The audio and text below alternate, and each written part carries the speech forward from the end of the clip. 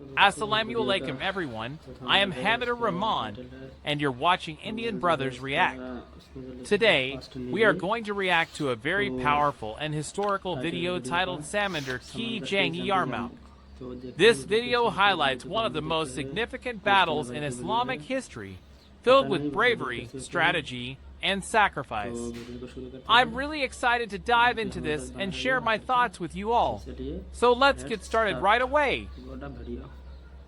एक दिन मोहम्मद सल्लल्लाहु अलैहि वसल्लम मदीना में अपने खाला के घर आराम फरमा रहे थे। अचानक उनकी आंख खुली और वो मुस्कुरा रहे थे। उनकी खाला उम्मे हराम ने पूछा कि या रसूलल्लाह, आप क्यों मुस्कुरा रहे हैं? तो आप सल्लल्लाहु अलैहि वसल्लम ने कहा कि मुझे इसी वक्त एक विजन दिखाया गया है कि मेरी उम्मत के कुछ लोग समंदरों पर जंग के लिए ऐसे जा रहे हैं जैसे बादशाह अपने तख्त पर होते हैं।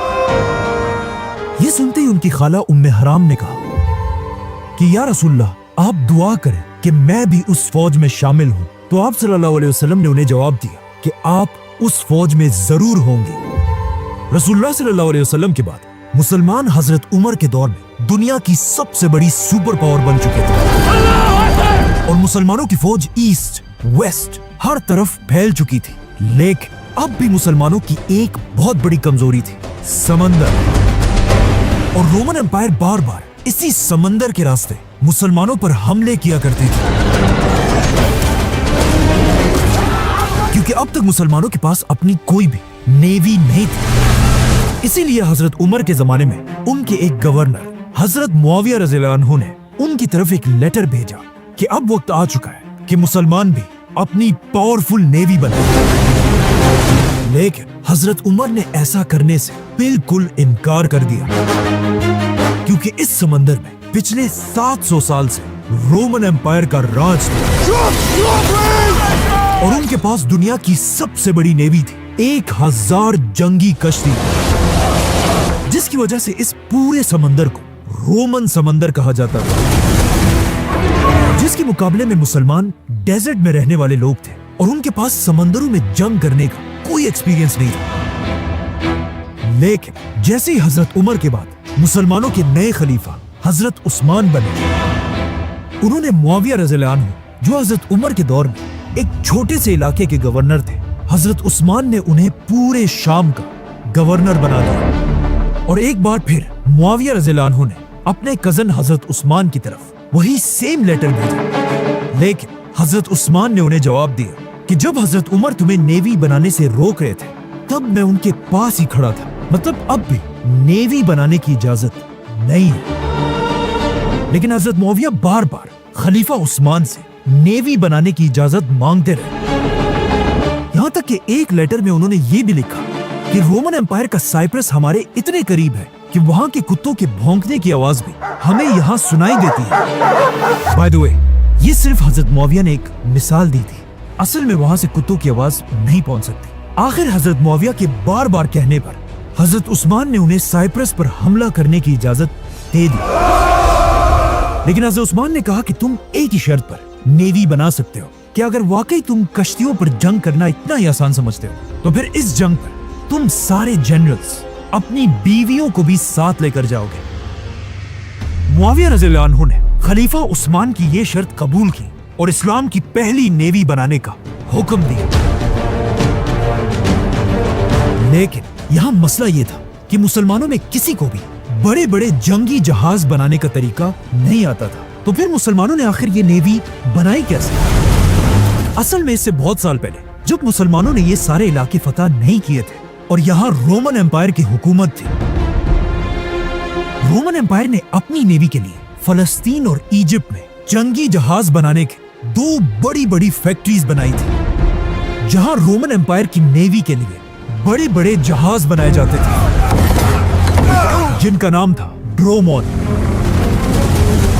और ये इतनी बड़ी कश्तियां थी कि इनमें एक ही टाइम पे 300 वॉरियर्स सवार हो सकते थे।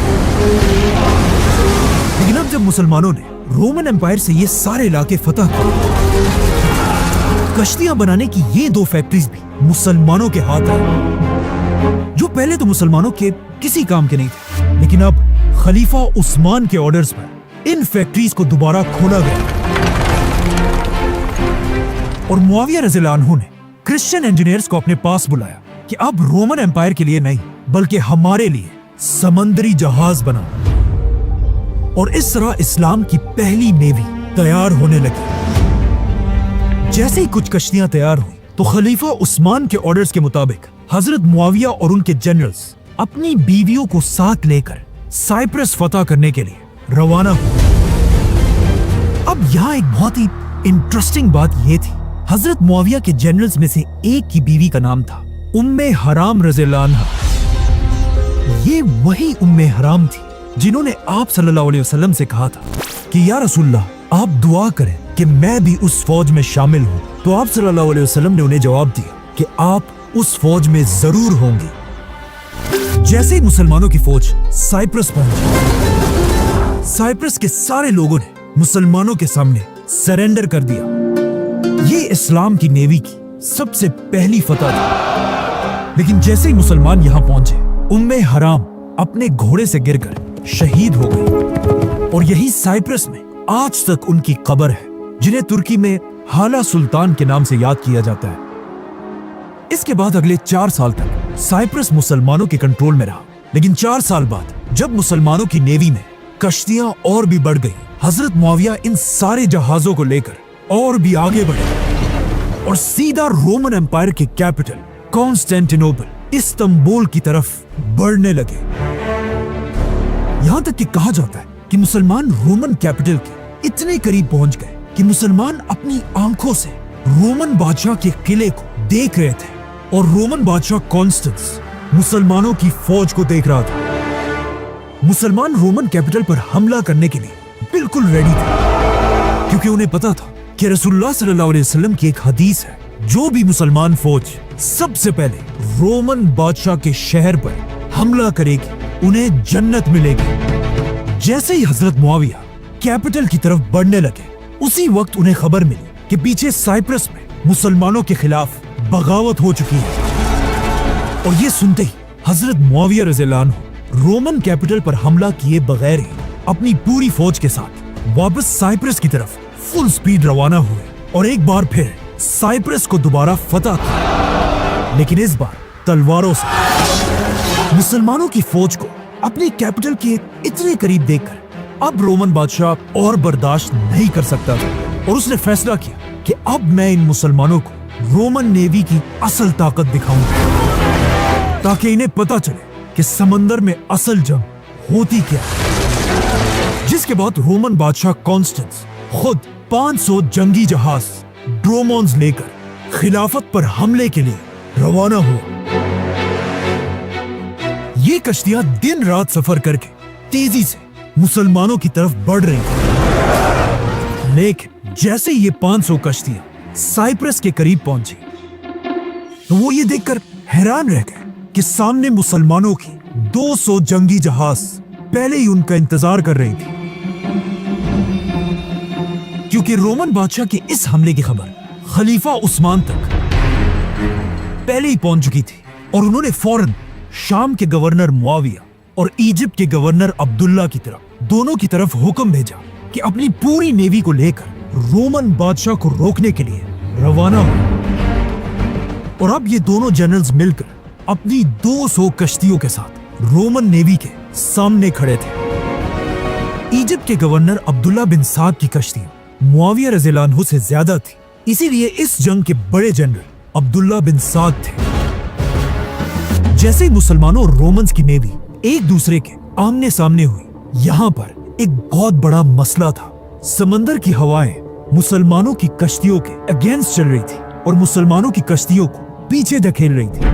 मतलब अगर जंग शुरू हो जाती, रोमन नेवी मुसलमानों की कश्तियों को तेजी से क्रश कर सकती थी और इन हवाओं की वजह से मुसलमान कुछ नहीं कर सकते थे। ये देखकर मुसलमानों के जनरल ने हुक्म दिया कि सारी कश्तियों के एंकर्स गिरा दिए जाएं और कश्तियों को अपनी अपनी जगह पर रोक दिया जाए। जिसके बाद मुसलमानों के जनरल ने रोमन बादशाह की तरफ एक मैसेज भेजा कि मैं तो कहता हूं समंदरों पर जंग करने से अच्छा है हम किसी अच्छी सी बड़ी जमीन पर जंग करें। ये बात सुनकर रोमन बादशाह मुसलमानों पर हंसने लगा और उसने अपनी पूरी फौज से पूछा कि हमें क्या करना चाहिए, जिसमें पूरी रोमन फौज नारे लगाने लगी क्योंकि उन्हें पता था कि जमीन पर तो मुसलमानों का मुकाबला कोई नहीं कर सकता, लेकिन समंदरों पर सिर्फ रोमन्स का राज है। ये देखकर रोमन बादशाह ने मुसलमानों को जवाब दिया, जंग समंदर पर होगी, समंदर पार। अब जब रोमन्स मुसलमानों की फौज पर हंस रहे थे, ये देखकर मुसलमानों के जनरल ने हुक्म दिया कि सारे एंकर्स उठा दिए जाए। जैसे ही मुसलमानों ने एंकर्स उठा दिए, अचानक आउट ऑफ नोवेयर समंदर में हवाओं का रुख बदल गया और मुसलमान नारे लगाने लगे। इसी के साथ मुसलमानों की कश्तियों के सारे सेल्स खोल दिए और मुसलमानों के 200 जंगी जहाज फुल स्पीड रोमन्स की तरफ बढ़ने लगे। इस तरह अचानक हवाओं का रुख बदलते देखकर रोमन एम्पायर का बादशाह घबराने लगा और उसे याद आया कि इससे कुछ ही दिन पहले उसने एक ख्वाब देखा था। और जब उसने एक ख्वाब अपने नजूमियों को बताया, उन्होंने अपने बादशाह से कहा, माय किंग, काश आप उस रात सोते ही ना और ये ख्वाब ना देखते, क्योंकि इस ख्वाब का सिर्फ एक ही मतलब है, शिकस्त, डिफीट।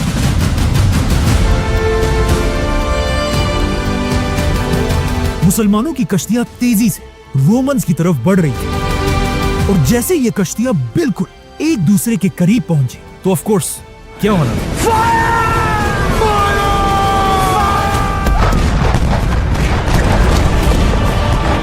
नहीं, ऐसा नहीं था। उस जमाने में ये वाली तोप जो गन पाउडर से चलती है इजाद ही नहीं हुई थी और लोग कश्तियों में भी तीरों और तलवारों से लड़ते थे। तो जैसे ही मुसलमान रोमन्स के करीब पहुंचे, इससे पहले मुसलमानों ने अपनी सारी कश्तियों को एक दूसरे के साथ मजबूती से बांध दिया था, जिसका मुसलमानों को यह फायदा हो कि मुसलमानों की सारी कश्तियां बिल्कुल स्टेबल थी और मुसलमानों की तीरें सीधा अपने निशाने पर लगती थी। और रोमन्स की कश्तियां हिलने की वजह से उनका हर टारगेट मिस हो रहा था। ये इतनी खतरनाक जंग थी कि इसे आज तक समंदरों की जंगे यरमूक कहा जाता है, क्योंकि ये उस जमाने की दुनिया की सबसे बड़ी समंदरी जंग थी। जैसे ये दो नेवीज आपस में टकराई, मुसलमानों ने अपनी कश्तियों को रोमन्स की कश्तियों से भी बांध दिया, जिससे अब समंदर के बीच में एक बहुत बड़ा जंग का मैदान बन गया। अब जब यहाँ एक बहुत ही खतरनाक जंग चल रही थी, अचानक आसमान में बादल गरजने लगे और समंदर में एक बहुत बड़ी तूफान शुरू हुई। लेकिन ये जंग इस सख्त तूफान में जारी रही। अब तक तो मुसलमान ये जंग जीत रहे थे, लेकिन अचानक रोमन्स ने अपनी पूरी ताकत के साथ सीधा मुसलमानों के जनरल अब्दुल्ला बिन साद पर हमला कर दिया और उनकी कश्ती को अपनी कश्ती से बांधकर जंग से दूर ले जाने लगे, ताकि अपने जनरल को मरता देखकर मुसलमानों का मोराल टूट सके। यहाँ तक कि मुसलमानों का जनरल जख्मी भी हो गया। लेकिन आखिर एक मुसलमान ने अपनी जान पर खेलकर इन दोनों कश्तियों के दरमियान रस्सी को काट दी और मुसलमानों के जनरल की जान बचा ली, लेकिन खुद समंदर में गिरकर शहीद हो गए। ये देखकर मुसलमानों का जज्बा और भी बढ़ा और उन्होंने इतना जबरदस्त हमला किया कि रोमन्स की 500 कश्तियां एक एक करके गिरने लगी और रोमन बादशाह को भी समझ आ गए कि अब कुछ नहीं हो सकता। कहा जाता है उसने अपने बादशाह का ताज उतार कर एक आम सोल्जर के कपड़े पहने और किसी तरह अपनी जान बचाकर वहां से भाग गए। और इस तरह मुसलमान खलीफा उस्मान के दौर में समंदरों की यरमूक जीत गए। अब रोमन एम्पायर की कमर बिल्कुल टूट चुकी थी और उनका बादशाह जख्मी हो चुका था, लेकिन फिर भी हजरत उस्मान को अच्छी तरह पता था कि रोमन कैपिटल को फतह करना इम्पॉसिबल है। जिसके बाद खलीफा उस्मान एक नया बहुत बड़ा प्लान बनाने लगे और उन्होंने अपने दूर के गवर्नर की तरफ एक लेटर और उसके साथ एक नक्शा भेजा, जिसमें हजरत उस्मान ने इस्लाम के फ्यूचर का प्लान बताया और कहा सबसे पहले मुसलमान स्पेन को फतह करेंगे, उसके बाद फ्रांस, फिर इटली, फिर ग्रीस और इस तरह पूरे यूरोप को फतह करने के बाद मुसलमान आखिर रोमन कैपिटल पर हमला करेंगे। लेकिन ऐसा नहीं हुआ, बल्कि आज तक खलीफा उस्मान का ये प्लान पूरा नहीं हो सका, क्योंकि जैसे ही हजरत उस्मान ने ये प्लान बनाया, खलीफा उस्मान रज़ियल्लाहु अन्हु को मुसलमानों के ही एक ग्रुप ने शहीद कर दिया। लेकिन शहीद होने से पहले खलीफा उस्मान ने दुनिया के समंदरों पर राज करने वाले 700 साल पुरानी रोमन नेवी को बिल्कुल खत्म कर दिया था। Subscribe.